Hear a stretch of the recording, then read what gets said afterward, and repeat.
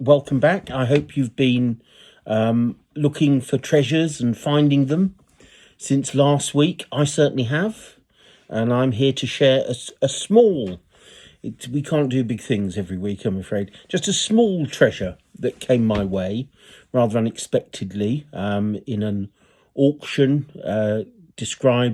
gloriously described as that wonderful two-word phrase that we always want to see in a catalogue, white metal, and dated as late 19th century, which I think you can possibly forgive the person that catalogued them for saying they were late 19th century, but not quite.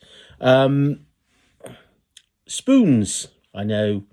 There's always a very good chance it's going to be spoons, but these are nice spoons. They're unusual.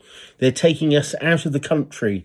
We're going on holiday now. It's so close to holiday time, and we're looking at these, what the auctioneer called teaspoons, but I think considering and when we know where they're from, we all call them coffee spoons because it's from a coffee drinking area rather than us inveterate tea drinkers.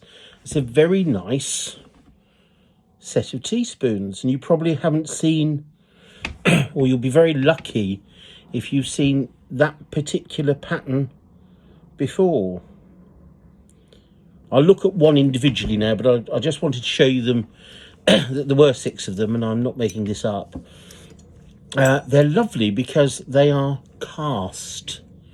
Now, I've got, for purposes of comparison, very quickly, this little gem of a thing, which I bought many, many years ago for, I think it was for £11 or something. So, antiques don't have to cost a fortune, But this is a really lovely example of an English silver teaspoon, they are a bit smaller, so they are coffee spoons. Now, this is wrought, and I've talked about this before. This is a little ingot of silver that is hammered out. So you can see it's quite thin, but the hammering process hardens the metal and it makes it strong enough to do its job. So it has got strength to it. It's got a lovely hammered bowl. This was made by the partnership of John Langlands and John Robertson in Newcastle. And it's just a nice example of a teaspoon. There's nowhere to the bowl. The top of it's got a crest, which is period. It's got very nice marks on the back. And actually, the rare thing about this, the reason I bought it really, is that it had 2 standard marks struck in error, where it was supposed to have a standard mark and a duty mark. So that second standard mark has been overstruck with the duty mark, which dates this from about 1786 to about 1795, I think is when the partnership, 94, when Langlands dropped dead. Very difficult to make silver after you're dead. Worth remembering that. A lot of dealers on their websites don't.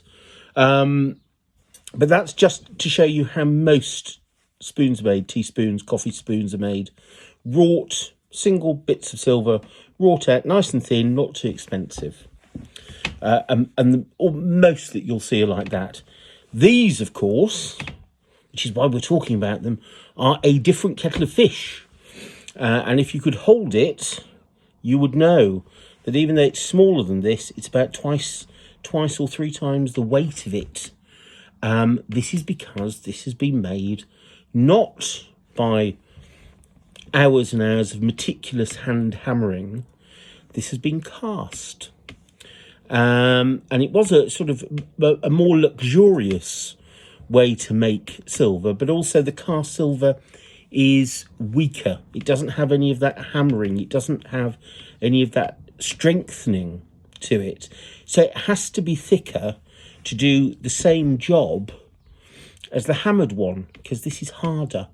This is harder, and this is like a spring, really, whereas this is very soft, high-grade silver. Now, it's not often, you will see it rarely at the beginning of the 18th century and sometimes in the 1740s and 50s for very naturalistic designs that people like Roca and Harash, who were specialist spoon makers that made these lovely Rococo examples, which I'm afraid I don't have an example of.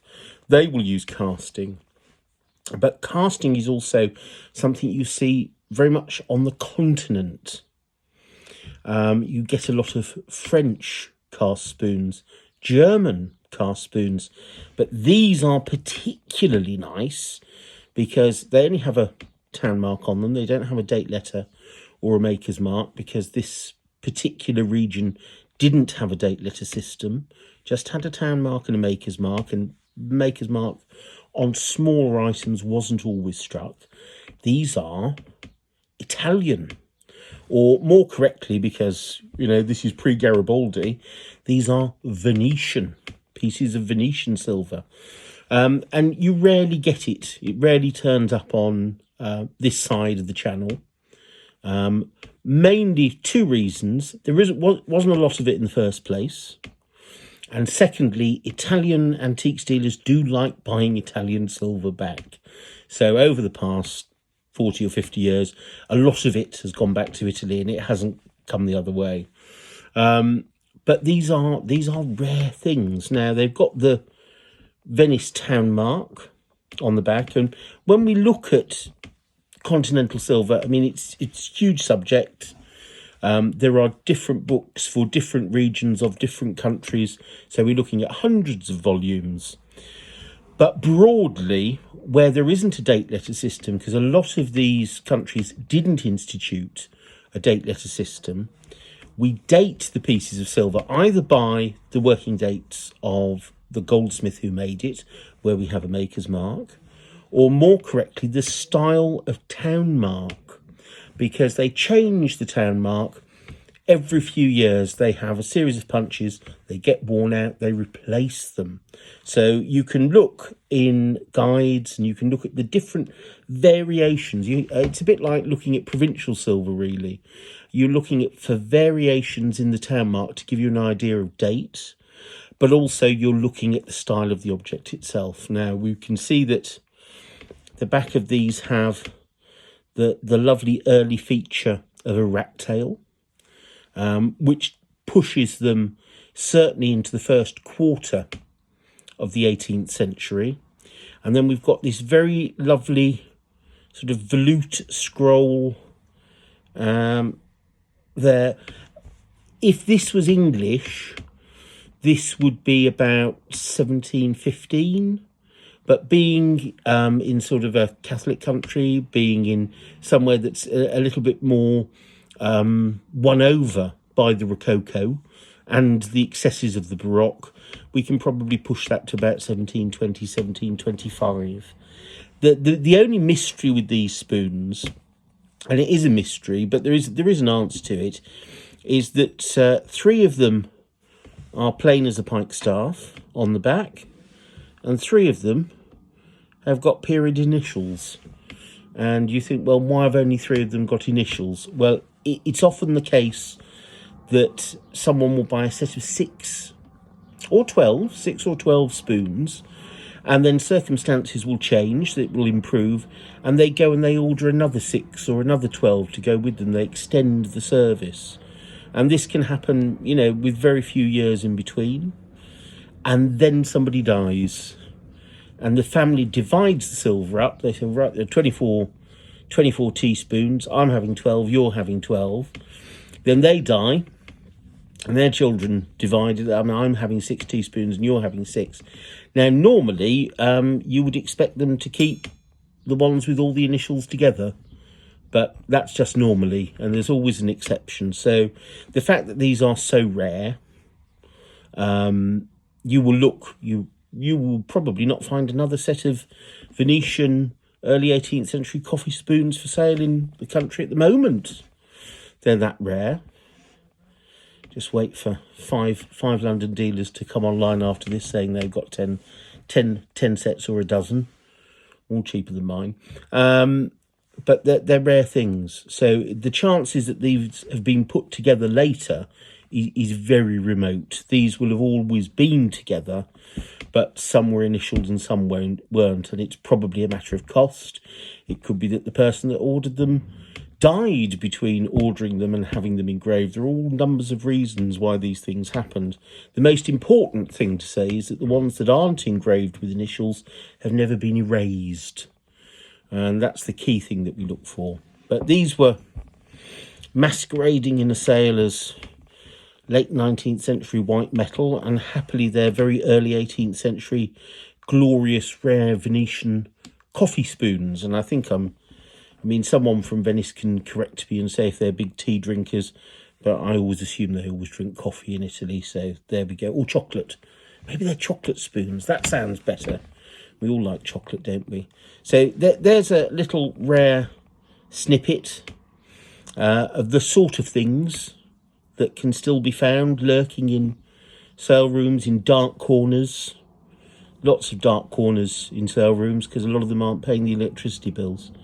And rare things, rare, lovely things, heavy things. And you just don't see much Venetian silver in Britain. It just doesn't turn up. And I was very lucky to find these. As I often am, the more I look, the luckier I get. So let that be a lesson to you. The more you the more you look, the more unlucky I'll get, because you'll have found it before me, and I won't like that at all. So I don't know why I'm telling you, but I have. Anyway, just a snippet this week. Something more serious, something more weighty, something more important next week. But 6 lovely, rare, interesting Venetian teaspoons to keep you going for this week. So as I always say, good antiques hunting, and goodbye.